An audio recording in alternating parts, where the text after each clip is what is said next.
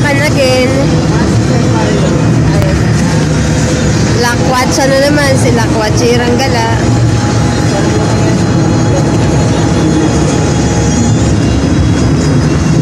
Wow! Galing mag-overtake ng aming driver ah. Nasa, ano kami? Nasa EDSA. EDSA ba to? Nasa Inlix kami eh.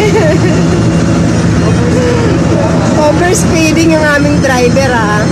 Ay hindi, nakikita yan sa ano, nakamonitor yung Inlix yan. Pag overspeeding, huli ka. Di ba tayo dati nahuli? Oo, walang seatbelt. Walang seatbelt lang yan ha. Yung seatbelt ang katabi. Grabe sila ka-alert. Grabe ka-alerto yung mga ano ng Inlix eh.